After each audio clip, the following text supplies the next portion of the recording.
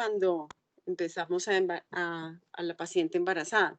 Sin embargo, no podemos olvidar las cosas que ya sabemos de medicina interna, porque también las pacientes pueden ser diabéticas antes de embarazarse. Entonces, vamos a hablar de los cambios que nos pueden causar esa diabetes y la diabetes, cómo le puede cambiar eso al curso normal de una gestación. Entonces, empecemos. La definición de la diabetes, aun cuando nosotros sabemos que es una enfermedad que se caracteriza por alteraciones del azúcar en el segundo y más en el tercer trimestre, entre semana 24 a 28, se ha definido como diabetes gestacional todas las enfermedades de diabetes que se encuentren durante el tiempo del embarazo. O sea, que se caracteriza por hiperglicemia y déficit de acción de la insulina solamente en el embarazo, aun cuando nosotros clínicamente sabemos que la diabetes pura gestacional aparece a partir de semana 24 a 28. Pero como hace parte de una embarazada de alto riesgo, la dejamos con esta definición. Siempre que encontremos la paciente con una hiperglicemia y esté embarazada, vamos a diagnosticarle una diabetes gestacional. ¿Qué vamos a hablar entonces? Vamos a hablar del embarazo normal, cómo hace cómo se transforma el azúcar y el manejo del azúcar en un embarazo normal. O sea, esos cambios que hace una mujer embarazada, una mujer una vez se embaraza. Entonces, en el ayuno, que es lo usual en el primer trimestre, ustedes van a encontrar una paciente que hace hipoglicemia, más o menos entre 15 y 20 miligramos respecto a la no embarazada. Razón por la cual muchas mujeres se caen al piso, se desmayan por hipoglicemia, porque en ese instante pues va a bajarle el azúcar, que si es una glucosa normal de 70 o un poquito menos, con ese 15 pues ya va a estar hipoglicémica. Entonces, cuando ustedes vayan a mirar los exámenes de laboratorio de una paciente embarazada en el primer trimestre, que son el primer control, que ustedes ya saben que se van a demorar mucho y todo, analicen con detenimiento esa cifra de glicemia, porque puede estar dentro de los rangos normales, pero si está con tendencia al 100 y ustedes saben que ha bajado 15 o 20 miligramos por estar en el primer trimestre embarazada, pues entonces considéralo como una situación de estar vigilando un poquito más de detenimiento. O sea que uno esperaría en el primer trimestre una paciente más hacia la hipoglicemia. ¿Sí? ¿Por qué se baja el azúcar? Porque esa hipoglicemia se debe a que el embarazo al comienzo requiere los aminoácidos como la alanina y hace que ese bebé, digamos, que se coma o que utilice mucho más esa glucosa que la mamá produce que de otra manera. Entonces la mamá se va a compensar, pero no en el primer trimestre. Entonces, la embarazada es hipoglicémica en el primer trimestre, tiene una hipoaminocidemia y tiene una hipoinsulinemia. También van a ver más adelante que la paciente es hiperlipidémica, o sea que el perfil lipídico va a cambiar en el primer trimestre porque esa mamá va a utilizar esos lípidos como forma de reserva de calorías. ¿Por qué? Porque el bebé va a utilizar los otros. ¿Está claro ese pedacito ahí? Sí, señora. Ok, si hay necesidad de interrumpir, me avisa.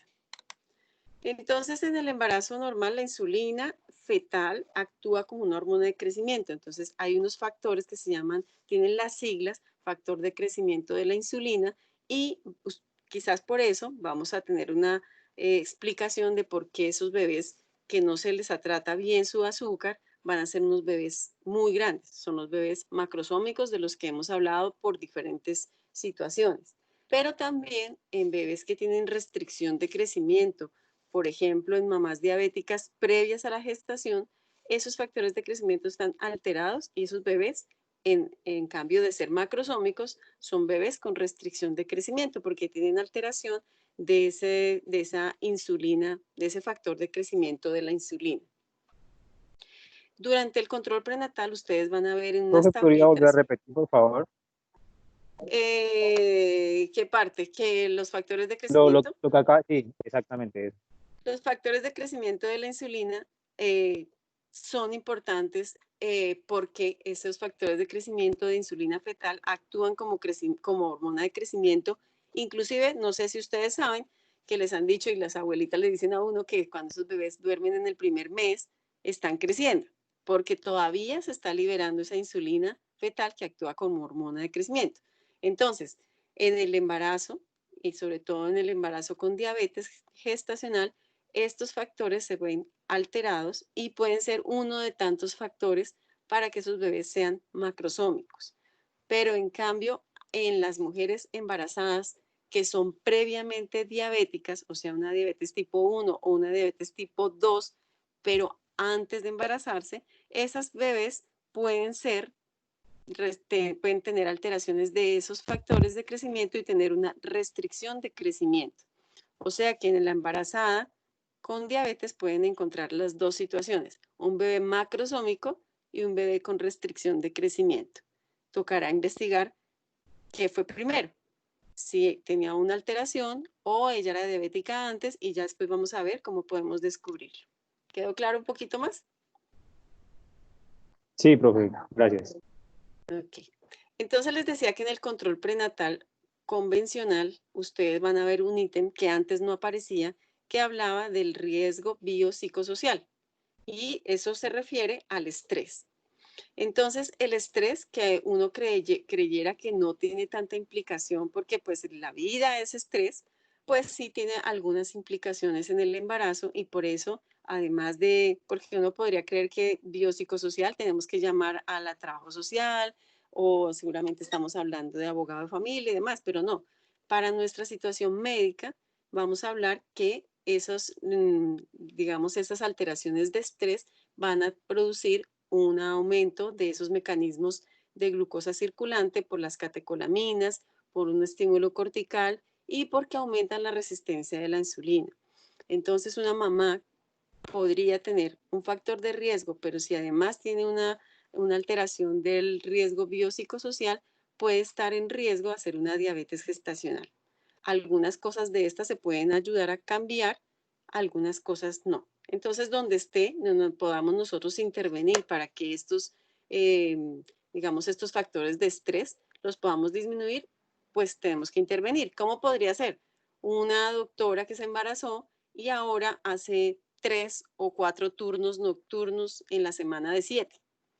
Seguramente si se embaraza, debería disminuir esa cantidad de turnos, pues porque va a generarle estrés y va a tener la posibilidad de tener complicaciones, no solamente de diabetes. Ustedes saben que la preeclampsia también tiene que ver con estos riesgos de biopsicosociales que tienen que ver con estrés, porque no siempre es el estrato 1 que está con problemas de familia, sino puede ser cualquier persona que tenga un exceso de trabajo o de estrés. Entonces, tenemos que bajarle a esos mecanismos de catecolaminas y de estimulación de cortisol para que la paciente no desencadene una diabetes gestacional. Entonces, ¿cuáles son los efectos de la diabetes sobre la madre? Vamos a ver qué le puede pasar. Le puede pasar, pero no, antes de eso, un poquito, a ver si sí. Hay unos efectos en sí mismos del embarazo que son la resistencia a la insulina, el aumento de la lipólisis y los cambios de gluconeogénesis.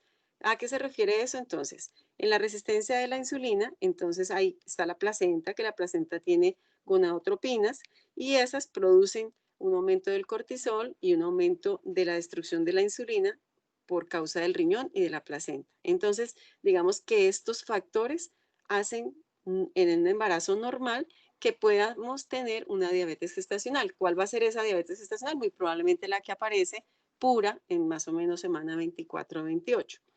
Como ya les había contado, la mamá necesita hacer unos mecanismos compensadores de esa energía y la hace aumentando las grasas para cubrir esas necesidades calóricas.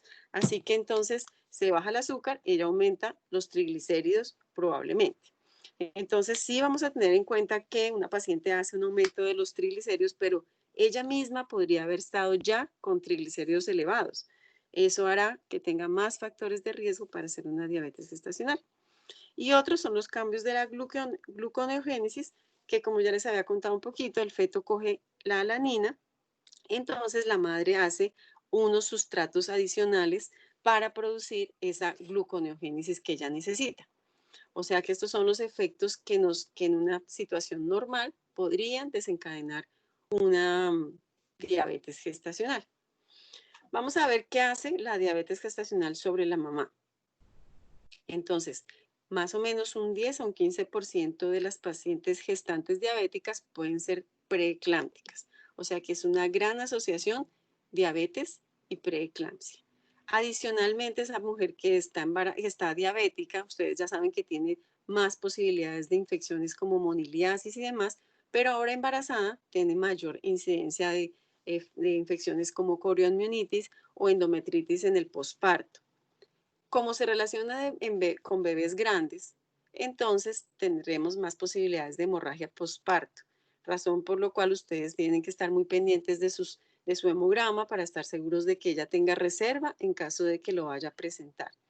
Y pues tiene más incidencia de cesáreas porque el bebé sea muy grande en caso de que nosotros como controladores de ese trabajo, de ese embarazo, no podamos lograr que la mamá no tenga un bebé demasiado grande. Entonces, si el bebé es muy grande, es probable que aumenten la cesárea y la cesárea aumentará riesgos en la madre, ¿no? Por sí mismo, por la cirugía. La incidencia de la diabetes más o menos es de 3 al 10% de todos los embarazos, pero hay que ver en qué población nos vamos a encontrar. Entonces, si nosotros vamos más hacia el norte, la diabetes no es tan frecuente, digamos, en los países de Norteamérica que están no tan influenciados por los latinos, pues tendrán una incidencia mucho menor de diabetes e incluso digamos, los anteriores protocolos, pues la diabetes no era algo tan importante en el control prenatal de los norteamericanos. Pero con todos los latinos que han llegado y de otras partes, inclusive de Europa, pues la incidencia de la diabetes se va a ver más afectada. Como le da más a los caucásicos y nosotros somos más caucásicos, pues la incidencia de diabetes gestacional en Colombia es alta, muy alta. Entonces quizás ustedes si leen de otras partes, digamos, más nórdicas, probablemente ven un panorama un poco más bonito que el que nosotros tenemos en Latinoamérica. El diagnóstico de esa diabetes la vamos a hacer depende de qué. Entonces, cuando las pacientes no están embarazadas, que tenemos entonces la DEADA, ustedes van a ver diferentes formas de hacer el diagnóstico. Una glicemia mayor a 126 miligramos por decilitro o una paciente que tenga síntomas más una glicemia plasmática casual de 200 o una curva de tolerancia oral a la glucosa con 75 gramos que nos dé en la oral, la posterior, unos 200 miligramos por decilitro. Pero nosotros pues tenemos que hacer algunos ajustes porque ya sabemos que el embarazo por sí mismo también va a producir unas alteraciones. Entonces ahorita vamos a ver de qué manera vamos a clasificar nuestra diabetes en el embarazo. Los efectos de la diabetes sobre el bebé, que Doctora, ya una saben, pregunta. dígame. Ahí en la diapositiva, en la 7 que hablabas de la sintomatología, se refiere a la polidipsia. Polidipsia, poliuria, lo que ustedes ya saben, como esta, no les hago énfasis en esta porque esta es la que ustedes conocen, que es de la mujer no embarazada. Más Ah, adelante les voy a hablar de la embarazada, pero pues los síntomas, sí, ustedes creo que lo tienen claro. Disuria, polidipsia, ¿cierto? Que es lo que normalmente la paciente les va a consultar y ustedes se les alumbra el bombillo, pero usualmente esta mujer va a ser una mujer por encima de los 50 o 60 años. Aquí tenemos que hacer unos ajustes cuando la paciente está embarazada. Entonces, ahorita lo revisamos. Entonces, habíamos hablado de los efectos de la diabetes sobre la mamá. Ya dijimos todo lo que podría causar. Los efectos de esa diabética sobre el bebé son, recuerden que esta mujer, si es diabética, se embarazó diabética. No le dio la diabetes después. Entonces, digamos que la hiperglicemia se comporta como un efecto teratogénico. O sea que es más común que una mujer que es diabética y se embarace tenga más malformaciones congénitas que otro momento en el que la paciente era sana y le dio diabetes gestacional durante el embarazo. Entonces, la diabetes sobre el feto, si es muy temprano que le dio la diabetes, más alteraciones congénitas, hipoglicemia a los bebés cuando nacen, síndrome de hiperviscosidad, la macrosomía que ya la hemos mencionado. La membrana de hialina le puede dar a los bebés prematuros, pero estos bebés que son diabéticos, digamos de mamás diabéticas, que nacen a término, pueden hacer membrana de hialina porque tienen una alteración en su surfactante. Entonces son bebés gigantes que no caben en la incubadora, pero que no son maduros pulmonarmente. La hipocalcemia, que la podemos ver con convulsiones y otras alteraciones cuando nacen los bebés, y ustedes saben que una hipoglicemia también produce convulsiones, así que convulsiones será algo que tenemos que evaluar en un bebé que está nacido de una mamá diabética.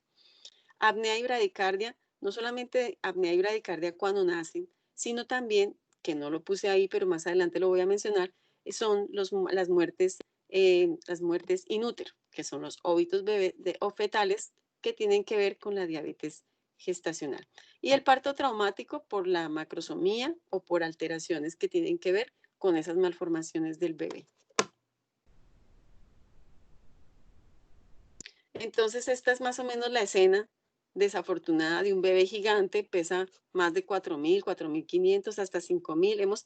Yo he recibido de 5.500 bebés gigantes que son así, que no caben en la incubadora, pero que son realmente inmaduros pulmonarmente y se defienden poco. Se les da hipoglicemia, tienen dificultades para adaptarse al ambiente porque les da hipocalcemia.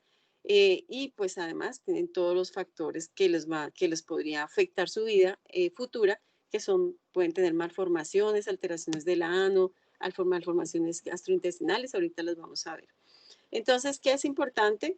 La prevención. Si nosotros no sabemos como médicos manejar eso, pues no vamos a poder ayudar a ninguna mujer ni bebé que hagan una diabetes gestacional. Entonces vamos a ver, ya vimos lo que pasa en la diabetes con una mamá y en la diabetes con un bebé. Vamos a ver cuáles son los efectos del embarazo sobre la diabetes. Entonces es una señora que estaba controlada con su azúcar y se embarazó. Si se embarazó, entonces va a necesitar una mayor cantidad de insulina para su control metabólico y tenemos que explicarle que ojalá en el mundo ideal uno quisiera que estas mujeres diabéticas fueran a la consulta preconcepcional. Bueno, en realidad quisiéramos que todas las mamás fueran antes de embarazarse a la consulta pregestacional. Pero digamos que una diabética debería tener un poquito más de conciencia de eso y cuando eso pasa, antes de que se embarace, le tenemos que explicar sin asustarla, pero con toda la seriedad, qué le podría pasar embarazada. Y ella ahí, ya sabiendo todo, toma sus decisiones. Entonces es importante dentro de esas cosas que le tenemos que contar, es que durante el embarazo hay una progresión mayor de esa retinopatía diabética. Haz de cuenta que pasen más de 5 años, si no se embarazara y embarazada, acelera 5 años su retinopatía. Muchas mujeres pues eso no lo ven tan importante, pero sí tenemos que saber que esos pacientes pueden tener un riesgo mayor de miocardiopatía. O sea que no todas las pacientes que llegan inconscientes son preeclámpticas o eclámpticas, también pueden ser pacientes que estén cursando un infarto. Así que dentro de todo eso, dentro de todo lo que tenemos que ver cuando una paciente llega a urgencias, es que también tenemos que pensar en que si es diabética, tenemos que tomarle una glucometría y evaluar su corazón. Cuando una paciente sabe eso, primero va a tener unos controles perfectos del azúcar, va a hacer el ejercicio que toca y va a estar muy atenta al médico. Si no lo sabe, pues está solamente como un baloto. Así que sí es bueno que nosotros vayamos dándole como educación a esas pacientes. ¿Cuáles serán entonces los factores de riesgo para producir una diabetes gestacional? Un poco ya sabríamos que la obesidad tiene mayor factor de riesgo para hacer una diabetes. Importante que aún no sea obesa, también lo puede hacer por los efectos que ya les conté, que pueden ser prediabéticos, que pueden, digamos, procurar una diabetes. Pero si una paciente es obesa, entonces nosotros tenemos que saber ajustar el peso ideal, pero antes de la gestación, porque ya sabemos que en la gestación vamos a ganar unos kilos, así que no podemos hacer el peso ideal con esos kilos que ya se ha ganado en el embarazo. Tenemos que ajustar el peso que vamos a hacer para la nutrición, para la dieta y demás, con el peso antes de que inicie su aumento de peso en la gestación. Entonces, paciente obesa, factor de riesgo. Historia familiar de diabetes en la familia, factor de riesgo.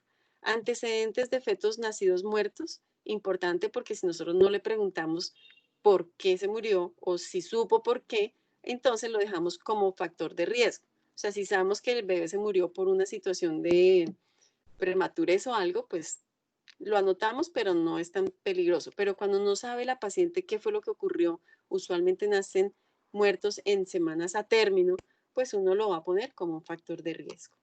Los bebés que tengan más de 4.000 gramos, entonces para muchas personas en las familias es bonito que tengan los bebés grandes, pues aquí nosotros lo tenemos que evaluar como un factor de riesgo.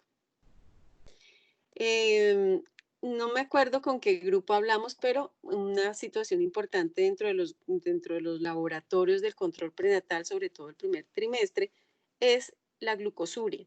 Entonces, la glucosuria se relaciona con macrosomía y con alteraciones. Siempre que tengamos glucosuria en el primer trimestre, ténganlo en cuenta para hacer los exámenes un poco más temprano que los convencionales de tamizaje. Cuando hay una muerte fetal no explicada o malformaciones congénitas que no tienen antecedentes genéticos es de la familia, pues entonces tenemos que tenerlo como factor de riesgo. Y historia de prematuridad, porque o rompe membranas o una infección, ténganlo como un factor de riesgo adicional. O sea que tenemos que preguntar muchísimo encaminados a esos factores de riesgo, sea obesa o no, porque ya les conté que no necesariamente necesita ser obesa para ser diabética. Cuando la paciente es mayor en edad, también mayor es el riesgo de diabetes. Por muchas razones. Una, pues sí, la edad tiene que ver y otra es porque se va acercando a la media normal de cuando se desencadena una diabetes tipo 2. Ya había hablado un poquito de la raza, entonces afroamericanas e hispanas y caucásicas, entonces ahí estamos toda Colombia. Tenemos que explicarle a la paciente que fumar aumenta el doble el riesgo de esa diabetes y que esa paciente que tiene una preeclampsia, supongamos que tenga el tercer hijo, en el tercer hijo tuvo una preeclampsia, es probable que en este embarazo también, además de la preeclampsia, pueda ser una diabetes gestacional. Otros factores de riesgo que tenemos que tener en cuenta, porque yo no sé en qué momento les va a llegar a usted la paciente, es, por ejemplo, que en el embarazo actual tenga polihidramnios. Entonces, importante que sepan que el polihidramnios no es solamente un aumento del líquido amniótico y ya, sino que el polihidramnios es un factor de riesgo porque es una situación que por algo se produce y usualmente se produce por alteraciones que pueden ser de atresia esofágica, o porque tengan alteraciones del azúcar. Entonces, polihidramnios es un factor de riesgo muy importante que tenemos que tener en cuenta y buscarle. Casi que si a mí me llega un polihidramnios, le busco la diabetes. O al revés, una diabética es probable que me encuentre una ecografía con un polihidramnios. Antecedentes de parte traumático con alteraciones neurológicas. Por muchas razones, ¿se acuerdan que hablamos de esos bebés grandes que toca instrumentar o esos de partos expulsivos prolongados? Estos bebés pueden tener alteraciones neurológicas porque fueron muy grandes al nacer. Como les había contado que un ambiente hiperglicémico se comporta como una situación teratogénica, entonces si la paciente es diabética conocida, no es muy juiciosa y ha tenido pérdidas gestacionales en el primer trimestre sobre todo, pues uno puede sospechar que la paciente es diabética previa a la gestación. Entonces serán factores de riesgo para hacer diabetes en este embarazo.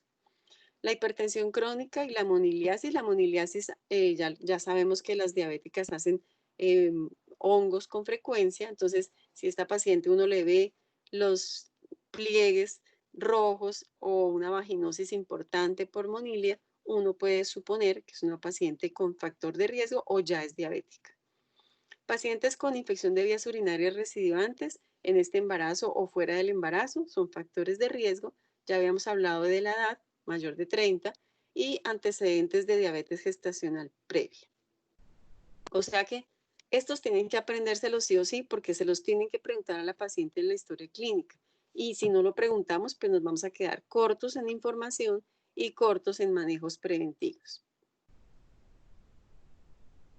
¿Cómo vamos a hacer el diagnóstico? Entonces, vamos a ver dos maneras de hacerlo. Se los voy a decir acá, aun cuando cada vez lo menciono menos, pero es que todavía en muchas partes tienen protocolos, digamos que anticuados para hacer el diagnóstico de una diabetes gestacional. Se les voy a poner las varias opciones. Una opción es cuando hacíamos el tamizaje de O'Sullivan. Entonces, normalmente el tamizaje, que quiere decir buscar entre las personas normales quién puede hacer posible que haga diabetes gestacional, eso es tamizaje. Y el tamizaje se hacía entonces entre semana 28 a 32, pero en las pacientes que tenían factores de riesgo se hacían entre 18 y 22 semanas. Porque es muy importante decirles que esto era lo que se hacía antes, porque desafortunadamente ustedes van a trabajar en muchos sitios y en muchos sitios a veces tienen estos controles prenatales donde aparece todavía el O'Sullivan. Entonces, hacemos la historia clínica como ya la vimos con los factores de riesgo. En pacientes que tienen factores de riesgo y ustedes tienen O'Sullivan a la mano, háganle tamizaje entre 18 y 22 semanas y también lo repiten luego en las semanas que se hacían normalmente, entre 24 y 30. Esa es una manera de filtrar pacientes que pueden ser diabetes gestacional más adelante. ¿Cómo también lo podemos hacer? Con una glucosa plasmática mayor a 140 o con una glicemia en ayunos mayor a 120.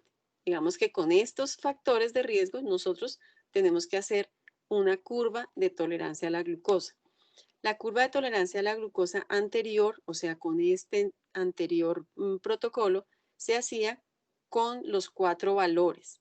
Y con los 4 valores, si tenía 2 valores anormales, se hacía diagnóstico de diabetes gestacional.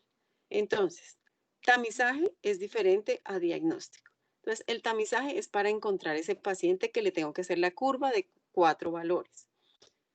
Y la paciente que tenga glucosa plasmática mayor de 140 o glicemia en ayuno mayor de 120 tiene diagnóstico de diabetes gestacional. Díganme que me entendieron.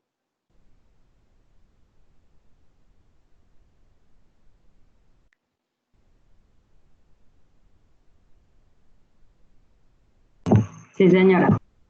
Ay, gracias. Entonces, ya habíamos hablado que la glucosuria es un factor de riesgo para macrosomía y para parto pretermo. También la bacteriuria asintomática será algo sospechoso. O si tengo glucosurias mayor de 100 gramos por día, sabemos que esto va a activar cuerpos cetónicos y cetosis. O sea que siempre que tengamos glucosuria vamos a estar con susto porque esta paciente puede hacer una alteración de un coma diabético. Entonces tenemos que estar muy pendientes. Entonces, nosotros tenemos dentro de la curva estos valores. Estamos muy acostumbrados a que en los laboratorios nos reportan al ladito el valor normal. Entonces me dan el de la paciente y al ladito el valor normal. En las curvas de tolerancia oral a la glucosa no aparecen los valores normales. Entonces apréndanse estos valores y también apréndanse la otra que les voy a dar. Entonces digamos que hasta aquí sería el de los 4 valores. El de la glicemia en ayunas a la 1, a las 2 y a las 3 horas, que hacemos con 75 miligramos, con 75 gramos de glucosa. Si nosotros tenemos de esta curva 2 alterados, hacemos diagnóstico de diabetes gestacional. Pero ahora es lo que sí tienen que aprenderse, es que desde el 2009, les parecerá un montón de tiempo, pero los protocolos de medicina van así, tan despacito como uno no quisiera.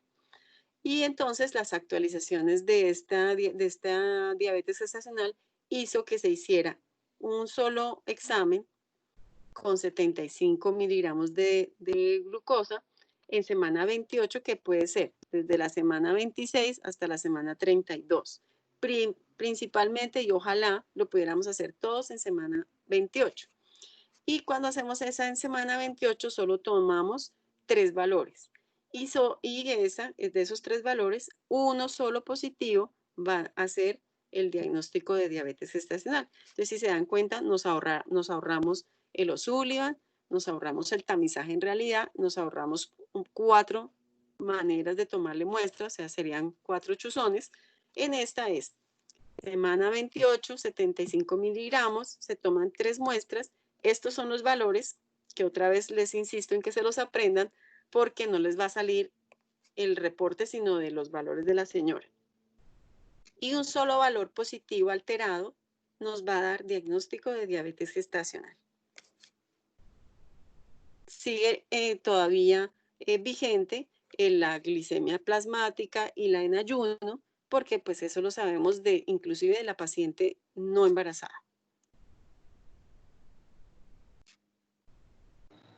Doctora, y en una paciente con factores de riesgo no cambia la fecha en la que se hace la muestra No, o el examen. igual tú le vas a hacer la glicemia inicial, y si la glicemia inicial, acuérdate, siempre que encontremos hiperglicemia en el embarazo se llama diabetes gestacional. En la que conocemos como diabetes gestacional pura va a ser la que se encuentra en semana 28. ¿Sí?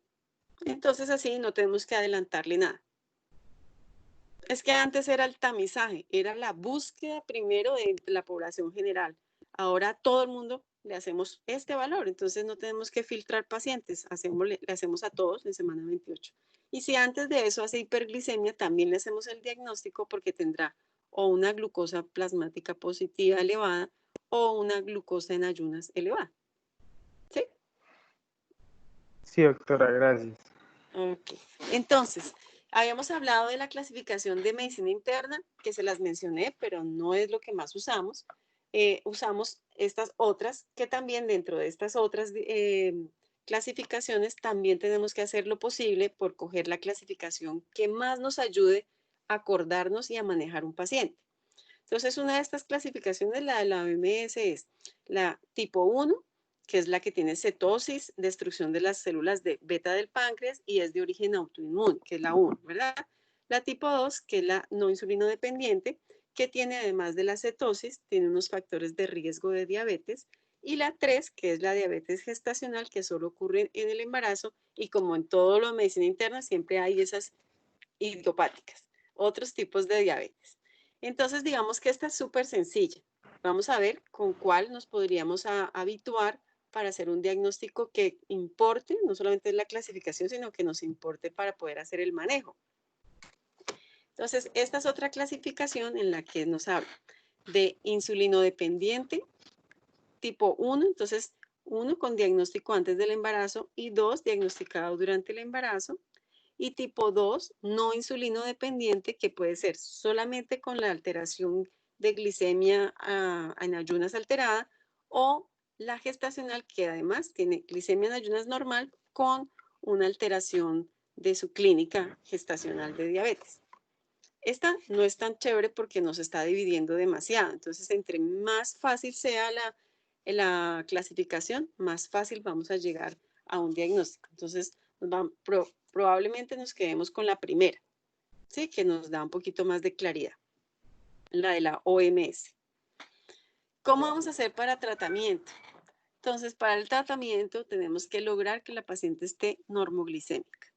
Y para que esté normoglicémica, tenemos que disminuir, al estar normoglicémica, vamos a disminuir esa hipoglicemia neonatal, vamos a disminuir que el bebé sea más grande de lo esperado, pueda tener un parto normal, y eso lo logramos de muchas maneras.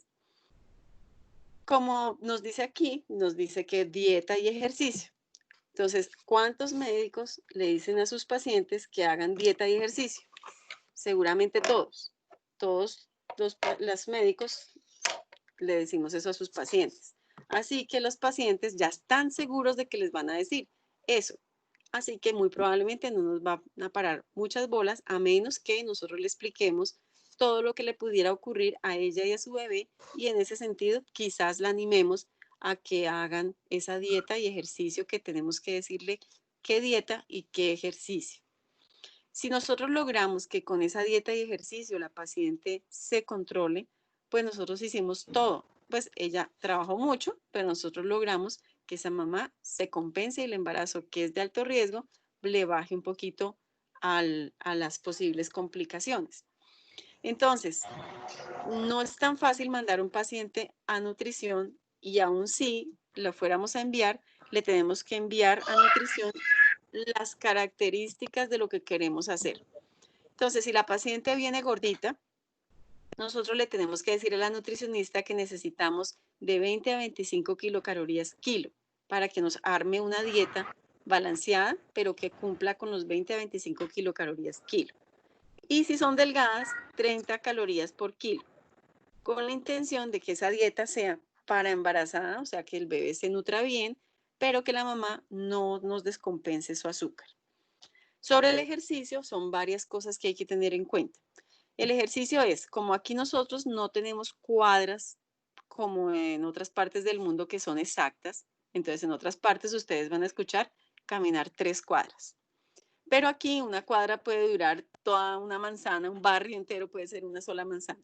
Entonces lo que uno le puede decir a la persona es que tiene que caminar en caminadas pausadas 20 minutos 3 veces a la semana. Con eso vamos a aumentar los transportadoras de glucosa sensibles a la insulina y disminuimos la concentración de ácidos grasos libres. O sea que uno creyera que de pronto caminar eso no sea suficiente. Entonces, si la señora quiere hacer aeróbicos, preferiblemente no. Mejor nada que sea en ambiente cerrado, mejor que sea en ambiente abierto. Tenemos que enseñar a la mujer a nutrirse bien y a veces esa paciente ya venía con alteraciones nutricionales de antes, así que va a ser difícil decirle a una persona que por fin puede ser gorda sin importar, porque el mundo entero la va a ver bien, gorda, embarazada, le tenemos que decir que tampoco aquí puede ser gorda. Entonces, por eso tenemos que ser muy cuidadosos como le vamos a hablar a la paciente, lo que le vamos a explicar, pero sí muy claros para que ella sepa que aún pudiendo ser gorda ahora, tampoco lo puede ser ahora porque va a ser diabetes gestacional. Entonces, enseñar será el camino de ustedes para lograr que el embarazo curse un poquito mejor. Cuando no lo logramos porque la paciente es difícil de manejo o porque definitivamente no hizo la dieta o porque la paciente hizo alguna infección, entonces una infección va a desequilibrar todo lo que ella tenía compensado, entonces quizás necesitemos insulina. La insulina entonces será importante manejarla dependiendo de qué, de que tenga una glicemia mayor a 95 y de post de 120 después del diagnóstico, que no responda a la dieta y al ejercicio, o si ustedes se ponen juiciosos con las ecografías y evalúan los valores que les van a enviar en la ecografía, ustedes van a ver, les van a reportar diámetro biparietal, longitud femoral y circunferencia abdominal. Y esos van en unos percentiles, si es un bebé pequeño, mediano o grande, así como cuando uno está en la fila del colegio. También entonces si la circunferencia abdominal está en un percentil mayor a 75 en semana 28, son pacientes que seguramente les vamos a iniciar insulina en ese tiempo. Entonces, quiere decir que yo le hago el diagnóstico en semana 28, le hago la ecografía en semana 28 y tomo decisión si le voy a iniciar insulina o no. ¿Qué es importante entonces? Cuando yo voy a empezar insulina a una paciente que nunca ha utilizado insulina, pues esa paciente tiene que ser hospitalizada para que nosotros le podamos cuadrar no solamente la dosis, sino le enseñemos a utilizar la insulina como debe ser, porque es tan peligrosa la diabetes como una hipoglicemia reactiva por una dosis exagerada, ¿no? Entonces la dosis de insulina importante es de 0.3 a 0.7 kilo por día, unidades kilo por día, y se debe ajustar dependiendo lo que estemos logrando, más o menos 0.1 unidades kilo por día. Hasta cuando la paciente no esté controlada y no sepa cómo aplicarse su medicamento, la paciente debe estar hospitalizada. Cuando son pacientes tipo 1, que ya venían con la insulina, probablemente le vamos a utilizar mucho más cristalina que NPH. Y las pacientes que son tipo 2 o que le acabamos de descubrir la diabetes, la vamos a controlar con NPH. Importante entonces que la insulina, si es una paciente que ya venía con insulina, por la hipoglicemia normal que ya les expliqué en el embarazo del primer trimestre, le debemos reducir del 10 al 25%. Y luego lo vamos a ajustar dependiendo cómo vayamos controlando ese azúcar. O sea que la paciente sí debe tener un glucómetro seguro. Si es una paciente que no sabía que era diabética, pues lo vamos solicitando de una vez hacemos el diagnóstico. Importante entonces que más o menos en el segundo trimestre, entre el 35 y 38 semanas de gestación, debemos disminuir esa aplicación de la insulina por los requerimientos de la paciente. Y además porque esperamos que para ese tiempo la paciente sea más consciente de su dieta y ejercicio. Aquí les traigo la tablita de los que más utilizamos, haciéndole énfasis en varias cosas. Si la paciente está utilizando NPH, debemos tener en cuenta que tiene un mayor riesgo de hipoglicemia en las mañanas. Entonces no es bueno, por ejemplo, si yo voy a programarle una cesárea a una diabética, no es bueno operarla en la tarde porque va a tener una hipoglicemia por la mañana más el ayuno. Ese bebé va a tener unas complicaciones de hipoglicemia importantes al nacer.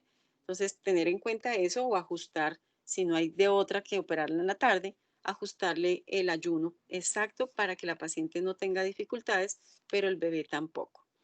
Y lo otro es que idealmente sería bueno utilizar la Lispro porque actúa más rápido. Entonces la señora va a tener un control mucho más rápido y se va a sentir mucho mejor cuando utiliza la Lispro. La que usualmente nos dan es la NPH.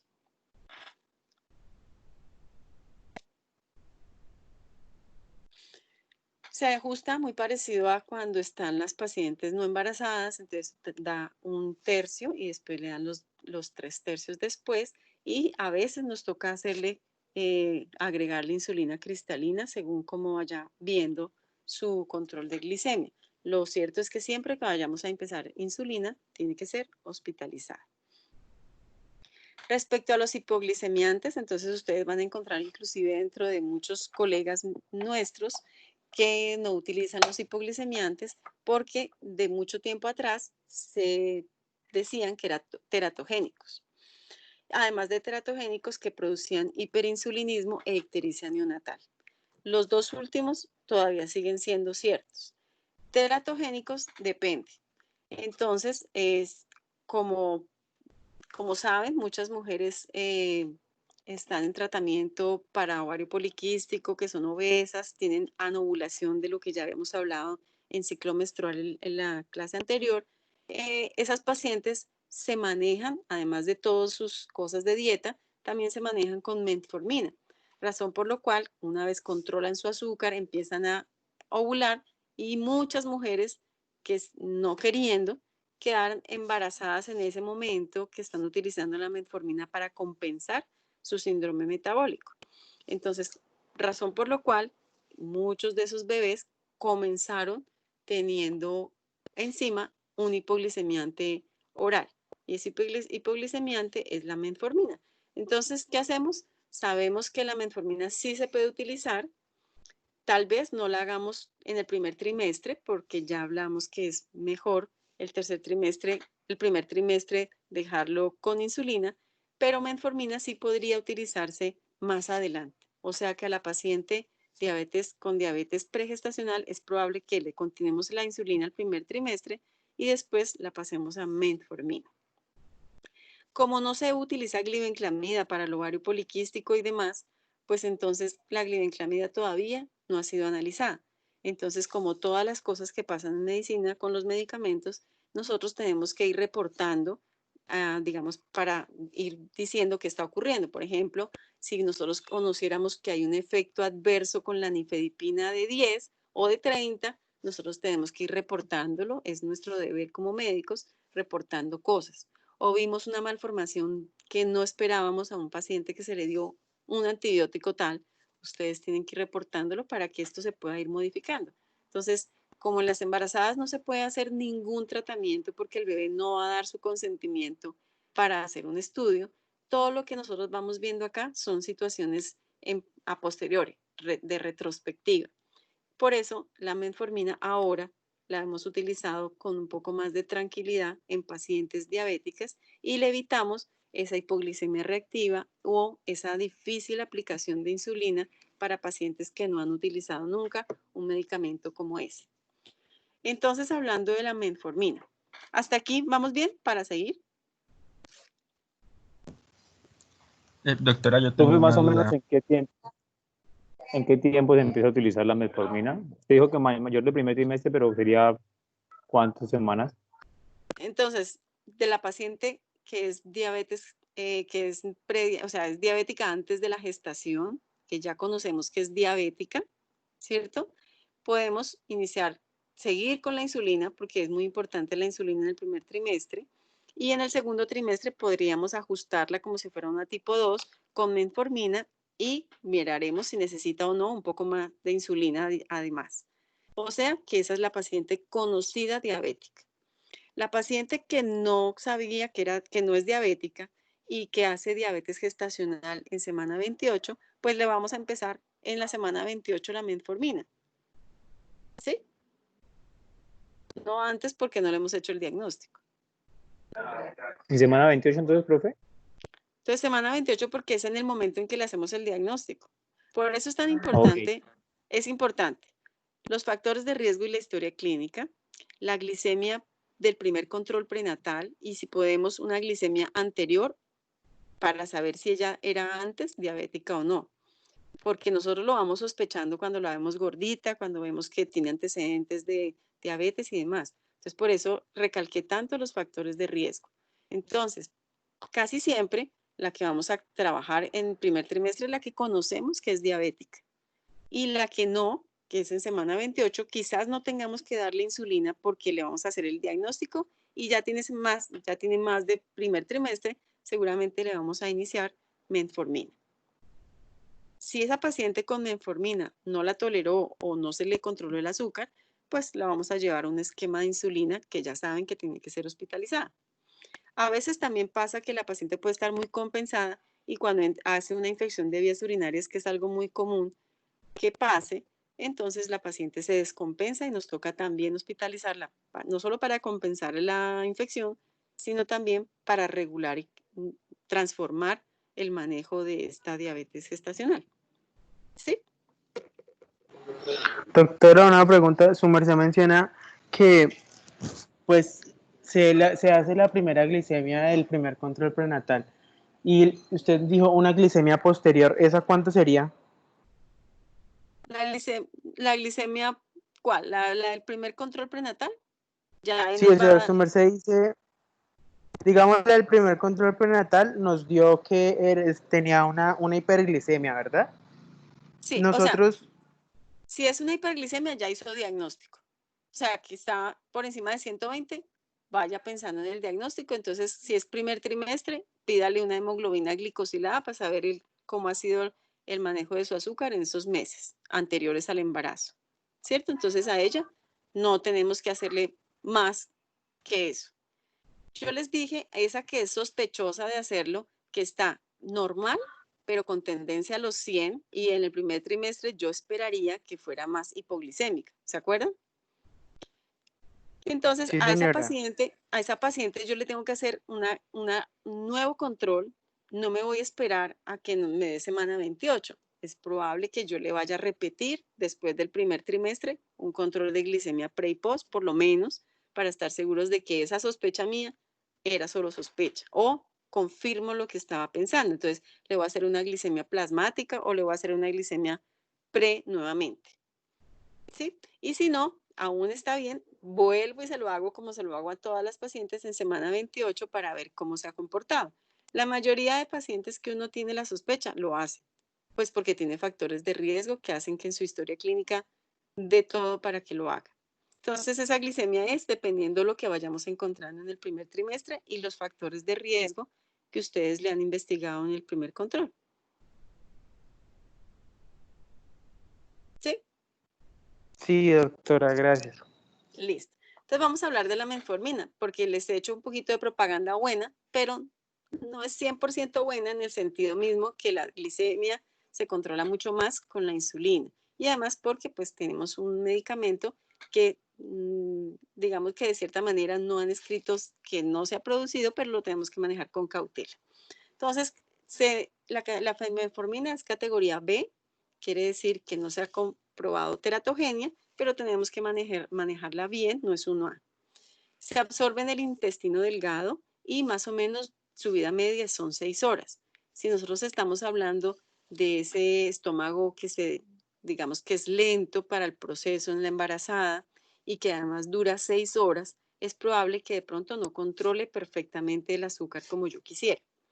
La formulación hay varias maneras. Hay una formulación de 2 veces al día, de 3 veces al día o de 1 vez al día cuando hablamos de la Retard. Ya ahorita vamos a hablar de eso. ¿Qué es importante? Que este medicamento cruza la barrera placentaria.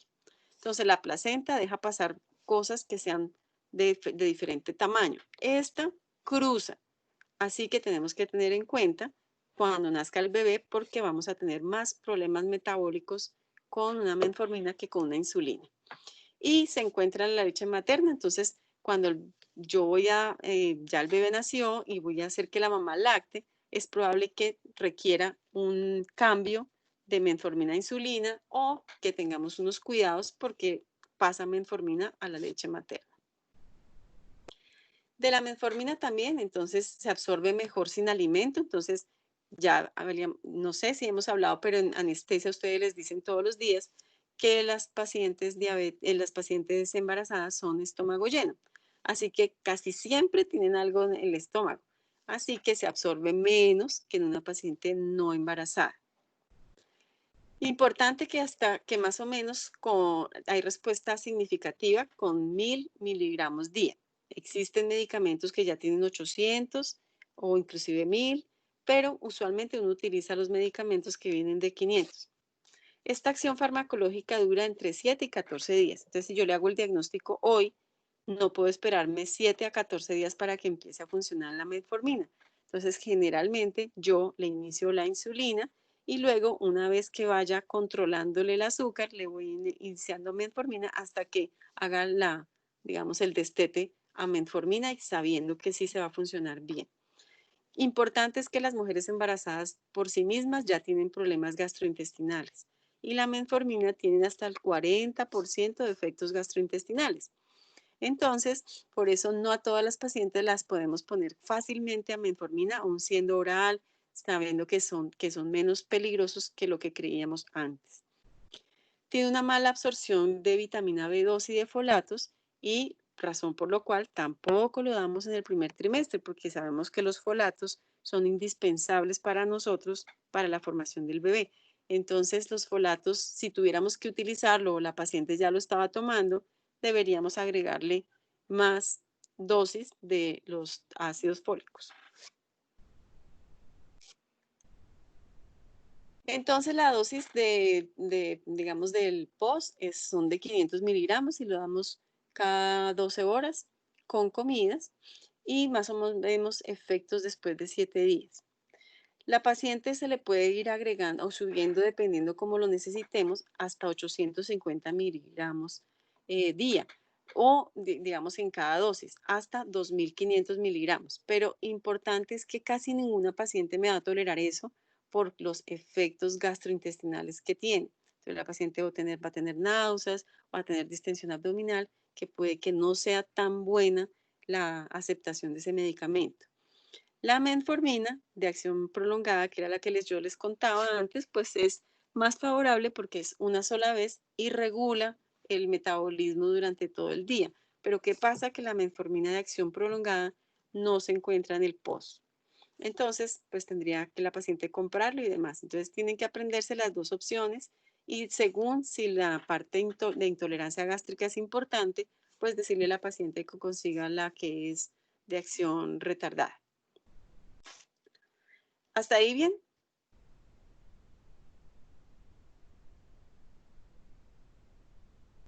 Sí, señora. Sí, Okay. Sí, Entonces vamos a ver qué vamos a hacer nosotros en el manejo clínico. Nosotros quiere decir no solo los ginecólogos, ustedes también, porque tienen que saber en qué momento deben o remitir o hacer algunos exámenes de laboratorio para poder evaluar y hacer el mejor manejo clínico. Entonces, a partir de la semana 32, vamos a estar muy pendientes, primero porque ese bebé en semana 32 ya es súper salvable, ¿cierto? Y además porque podemos monitorizar muy bien esos movimientos fetales. Entonces, a la paciente no le vamos a decir solamente esté pendiente que el bebé se mueva, porque aún durmiendo el bebé, ustedes cuando se duermen están moviéndose. Así que tenemos que ser algo un poquito más objetivos en cuanto a los movimientos fetales. Entonces tenemos que decirle que después de una comida, de almuerzo o cena, debe acostarse del lado izquierdo y verificar que por lo menos en 20 minutos se mueva 6 veces. ¿Por qué no más de 20? Porque usualmente se quedan dormidas y además porque 20 es más fácil de controlar y porque casi siempre hacemos monitorías de 20 minutos. Entonces, 6 movimientos en 20 minutos. Si la paciente está bien con eso, quiere decir que nos está vigilando el bebé cuando nosotros no podemos estarlo vigilando. Entonces, el movimiento fetal es muy importante que le digan cómo y cada cuánto y cuándo tienen que venir. Si ven que se mueve menos, es importante que la paciente acuda a urgencias para hacer monitoría y verificación de que el bebé esté bien. La otra forma de monitorizar es el líquido amniótico. Entonces, ya hemos mencionado que un aumento del volumen del líquido amniótico será una descompensación de esa diabetes o una sospecha diagnóstica de una alteración congénita de ese bebé con diabetes gestacional. El peso fetal a partir de semana 28, el perímetro abdominal, pero de ahí en adelante siempre tener en cuenta los rangos de peso normal. Si vemos que está cercano a los 3.900 y todavía le falta un mes, pues nosotros ya tenemos que saber que algo está sucediendo, porque además el peso fetal nos irá a dar un parámetro para saber si le empezamos insulina, por ejemplo. Los perfiles biofísicos modificados y los de control completo debemos hacerlo a partir de semana 34. Por muchas razones y la principal es porque primero 34 da mucha tristeza que se vaya a morir el bebé y segundo porque nosotros necesitamos darle la certeza a la mamá de que va a tener un bebé sano. Entonces ya ahora creo que más adelante dice cada tiempo que se da, pero un perfil biofísico normal nos da seguridad de una semana. Entonces nos podemos ver cada semana con esa paciente hasta que sea la semana ideal para desembarazar. Importante entonces, si es un bebé que viene con macrosomía fetal, debemos evaluar, digamos que individualmente la necesidad o no de hacer una maduración pulmonar, porque si está macrosómico es probable que tengamos que sacarlo antes. Y sabemos que la diabetes retrasa esa maduración pulmonar, pero también sabemos que el uso de los corticoides para maduración pulmonar puede desequilibrar las células beta del páncreas, o sea que nos va a descomponer lo que ya llevábamos bien del azúcar. Así que por eso debemos analizarlo de forma individual en caso de que haya que darle corticoides para maduración pulmonar. Durante el parto tenemos que ser cuidadosos y en esos cuidados debemos vigilar la glicemia cada 4 horas porque la estamos dejando sin comer a pesar de que le estamos dando líquidos endovenosos y entonces podría desencadenar una hipoglicemia reactiva. ¿Qué es nuestra obligación en esa paciente diabética durante el embarazo? ¿Qué tenemos que hacer nosotros? Tenemos que detectar que no haya o que haya embriopatía diabética. Por muchas razones. Primero, porque necesitamos saber qué tipo de bebé vamos a recibir y qué necesidades en pediatría, neurocirugía, cirugía tenemos que tenerle al bebé al nacer o en caso de interrupción voluntaria del embarazo, que la paciente tenga la certeza de qué está pasándole y ella que tome las decisiones. Porque si nos enteramos de la embriopatía diabética cuando el bebé ya está supremamente grande, pues digamos que no sería muy buena esa orientación para la paciente. Un estricto control de glicemia que lo vamos a hacer nosotros vigilando y ella trabajando en ese control de esa glicemia. Detectar la macrosomía para evitar todos los factores de riesgo que tiene que ver un parto con macrosomía, inclusive en cesárea puede haber unas alteraciones graves cuando el bebé es demasiado grande. Entonces es obligación de nosotros determinar el bebé macrosómico y si le vamos a dar parto vaginal, también saber que puede tener alteraciones de tensión o de retención de hombros o partos instrumentados o sufrimientos fetales. Y también la prevención de esa muerte anteparto que lo vamos a hacer con todas esas cuidados de Doppler, de perfil biofísico y demás. Importante entonces que en el intraparto y posparto la manejemos con lactato y con insulina porque la señora entra en un ayuno, no total, pero sí un ayuno que la pueda hacer tener una hipoglicemia reactiva. Intraparto, evitar la hipoglicemia, entonces tenemos que estar haciéndole controlcito cada 3 o 4 horas de glucometrías y le podríamos hacer glicemias centrales cada 4 horas, o sea que le podemos hacer glucometrías entre 3 y 4 y por lo menos cada 8, al menos en 3 turnos, hacerle glucometrías centrales. Si la macrosomía está por encima de 4.000 o 4.200, tal vez tengamos que hacer cesárea. Y si tenemos que hacer cesárea, es mejor hacerlo en las horas de la mañana. De cierta manera, la macrosomía es digamos que una falla del control nuestro también, porque nosotros podríamos evitar la macrosomía en la medida que controlemos el azúcar y le podamos hacer el manejo adecuado. Una macrosomía, esperemos que haya sido porque la señora no se cuidó y no porque nosotros no hicimos el control como debiéramos.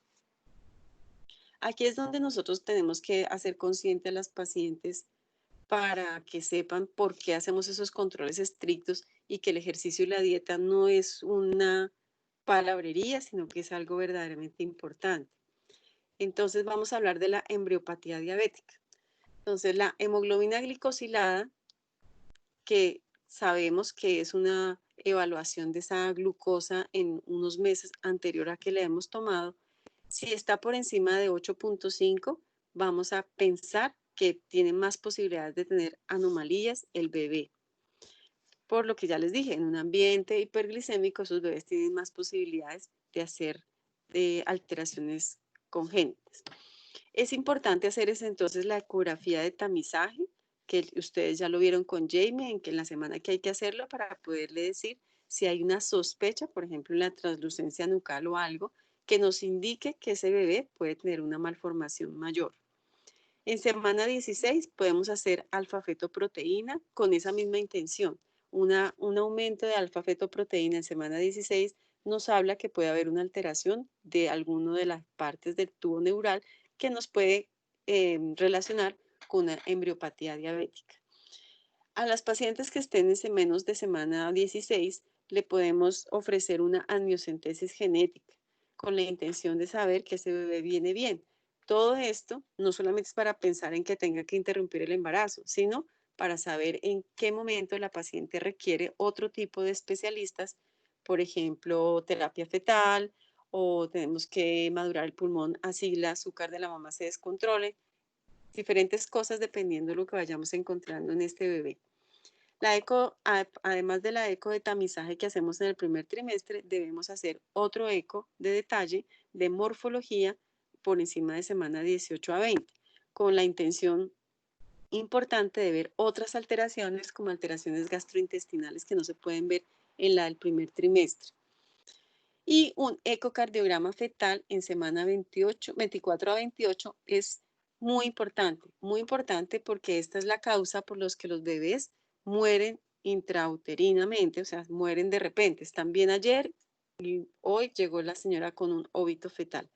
También razón por la cual nosotros no dejamos que lleguen los embarazos a pesar de que maduren lentamente sus pulmones, no dejamos que lleguen a semana 40 o más de 40 porque tenemos el temor de que pueda haber una muerte anteparto. En semana 32, sí, aquí les tengo toda la tarea. Entonces, en semana 32 en adelante, tabla de movimientos fetales. Monitoría fetal cada 2 semanas a partir de la semana 28. Perfil biofísico semanal a partir de la semana 34. Individual, vamos a hacer, como ya sabemos que muchas mujeres de estas diabéticas hacen una posibilidad de una preeclampsia, nosotros quizás a esas pacientes que tienen además esos factores de riesgo, hacerle Doppler podría ser premonitorio para esa preeclampsia agregada a esta diabetes. Y la maduración pulmonar es que no lo hacemos a todos porque vamos a descuadrar lo bueno que tengamos en el azúcar o descuadrar aún más si la paciente no ha estado muy compensada en su azúcar.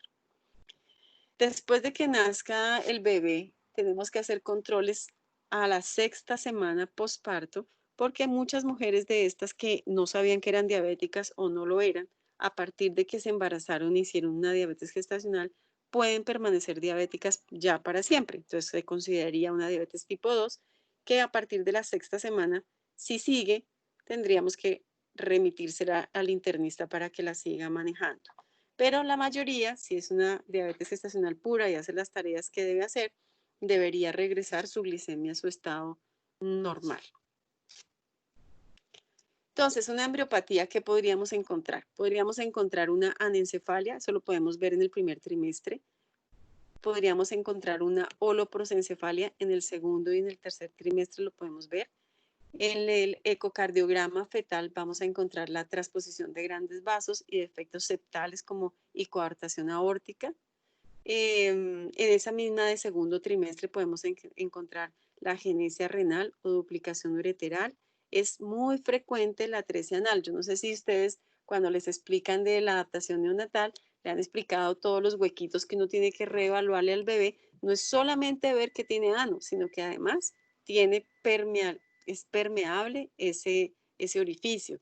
Así que a veces se han pasado, el año pasado, el semestre pasado se pasó una ano imperforado y el bebé murió.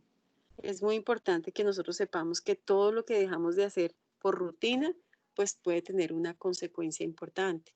Entonces, investigarle al bebé, inclusive ya al nacer, cuando ustedes hagan la adaptación neonatal, revisar que tenga todas sus cosas bien puestas. Y eso se refiere también a que le pase la sondita y que verifiquen que tiene su tránsito gastrointestinal íntegro.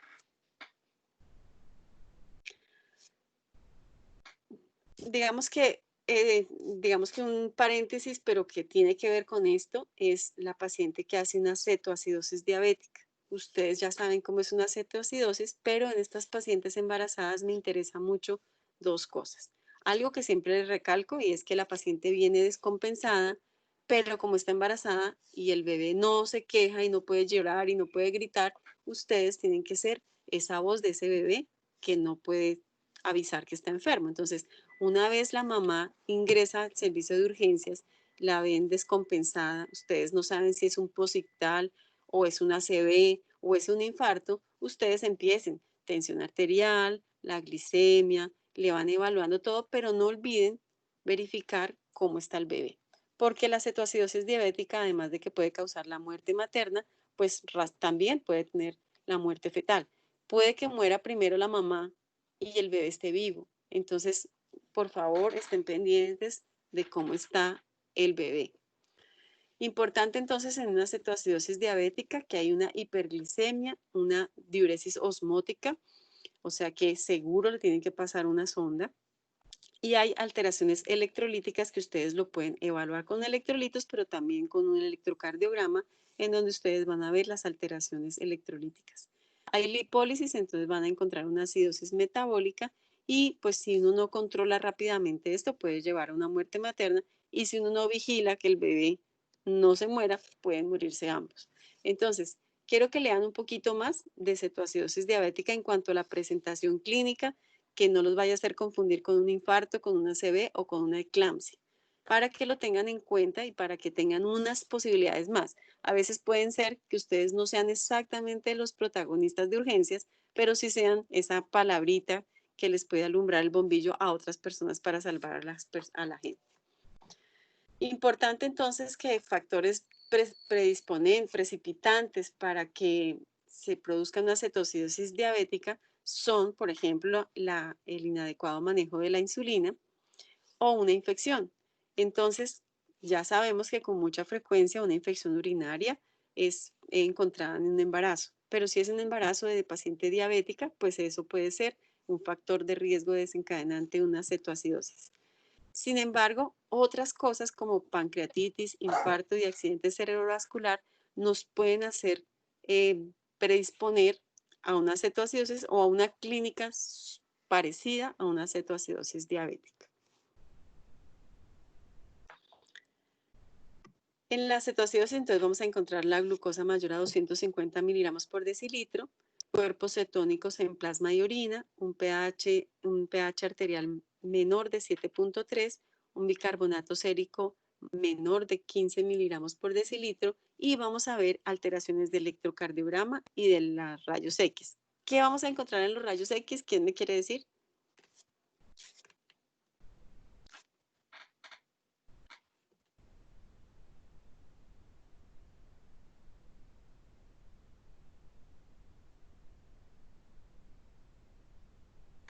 ni una palabrita. Un edema pulmonar. Exacto, sí. Entonces, esa misma diuresis osmótica que vamos teniendo en esa sonda, también podemos tener un edema, un pulmón encharcado. Entonces, importantísimo que le hagamos todos los exámenes para poder hacer el diagnóstico. Acuérdense que entonces radiografía y bebé, ¿no? Entonces debemos hacerle protección al bebé, pero principalmente es ver que el bebé está vivo y que está bien, ¿ok? Muy importante que estén pendientes de eso. ¿Cómo será el manejo? Este no es sino un esbozo de lo que ustedes tienen que leer un poquito más de la cetoacidosis, pero pues básicamente una hidratación porque lo está botando todo, una corrección de esos electrolitos, una infusión de insulina porque ya sabemos que la glicemia está muy elevada y busquen de todas las maneras una parte infecciosa. Puede ser cualquiera, puede ser un apéndice, una pancreatitis, inclusive del pulmón le pueden encontrar una neumonía. Búsquenle por todo lado un punto infeccioso que le haya llevado a una cetoacidosis. Pues obviamente la elevada alteraciones de todos estos hace que se pueda morir el bebé. Pero si lo pudiéramos salvar de emergencia, que esté en nuestra forma de nosotros poderlo ayudar, pues intenten hacerlo siempre. Las complicaciones, importante entonces, y complicaciones de nuestros partos, pues que puede haber partos pretérminos si hay una infección, ya saliéndonos un poquito de la cetoacidosis. Entonces es importante que sepamos que puede haber partos pretérmino o partos que tengan dificultad al nacer por la macrosomía, por alteraciones distocias de hombro y demás.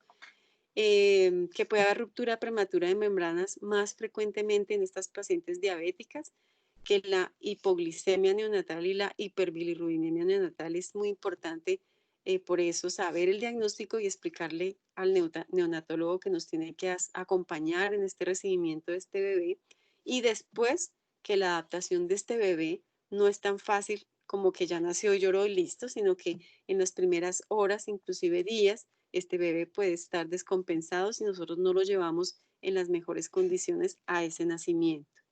Entonces dependerá de nosotros, la patología está, pero si nosotros nos acompañamos muy bien a esta paciente, le damos las indicaciones que toca, tomamos las precauciones y cogemos las infecciones a tiempo, nosotros podemos pensar que puede haber un final feliz en una diabetes gestacional. Si a un bebé gordo no es un final feliz, quiere decir que no hicimos bien nuestro trabajo. ¿Preguntas?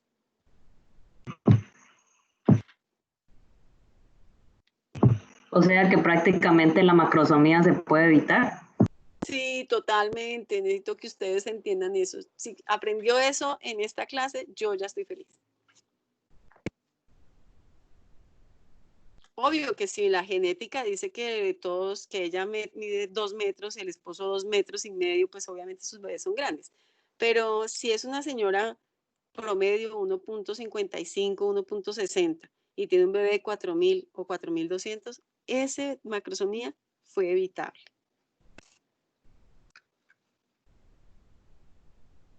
Doctora, yo tengo una duda respecto al tratamiento con insulina. No me queda claro cómo es el esquema. Es decir, pues uno viene como acostumbrado a un esquema basal o basal bolo, pues, pero ¿cómo se aplicaría esa insulina a la embarazada? Entonces, depende por lo cual la llevamos a insulina. Si la paciente está diabética y se embarazó, vamos a bajarle la insulina en el primer trimestre probablemente e intentaremos darle metformina a partir de semana 28, ¿sí? Entonces, ella ya venía con su esquema, es bajarle 15 miligramos de esa, 15 unidades de eso que tenía para ajustarlo porque la paciente va a hacer una hipoglicemia en ese primer trimestre. La paciente que tenemos bien controlada, pero hizo una infección y eso le desencadenó una alteración de su azúcar, esa paciente hay que hospitalizarla y empezarle el régimen de insulina, que lo ideal sería NPH porque es más sencillo, aún sabiendo que a esas mujeres hacen hipoglicemia en las mañanas. Pero digamos que es la más sencilla para que ella que nunca ha utilizado insulina pueda utilizarla en su casa. Entonces, casi nunca hacemos esquemas móviles, como ven ustedes en las personas adultas mayores diabéticos, porque esos pacientes, primero, pues no lo saben manejar. Y segundo, porque es muy fácil que hagan hipoglicemias reactivas y una hipoglicemia también es muy grave. Entonces, uno sabe que la hipoglicemia es mala, pero una hipoglicemia también. Entonces, lo que usualmente pasa, por ejemplo, en una vereda que uno manda a un paciente para manejo con insulina, le da a uno temor que la paciente vaya a cometer algún error en la aplicación. Entonces, por eso también la hospitalización es importante que la enfermera se le pegue ahí hasta que no tenga 72 horas de control de su azúcar y que ella sepa utilizar el medicamento en casa, no lo vayas a mandar a otro lado. Y cuando la señora está en trabajo de parto, entonces vamos a ajustar. Tenemos que poner probablemente insulina durante ese trabajo de parto y controlar glucometrías cada 4 horas en ese trabajo de parto. ¿Sí? ¿Más o menos? Sí, me quedó mejor, claro. Muchas gracias, doctora. Ok. Bueno, chicos, entonces me hace falta que el doctor Ávila me confirme las clases de ustedes que hace falta para poder tener la fecha de su examen próximo, ¿no? Con eso no nos vamos retrasando, pero por ahora esperemos poder cumplir lo que les había dicho yo, de que en la próxima semana terminando podamos hacer el examen, ¿ok? Para que vayan poniéndose juiciosos a estudiar. Vale, doctora, quedamos pendientes. Muchísimas gracias. Bueno, que tengan una buena noche. Bueno, doctora, hasta luego. Muchas gracias. Hasta luego. Gracias, Hasta luego. Hasta luego. Buenas Doctora. noches. Dime.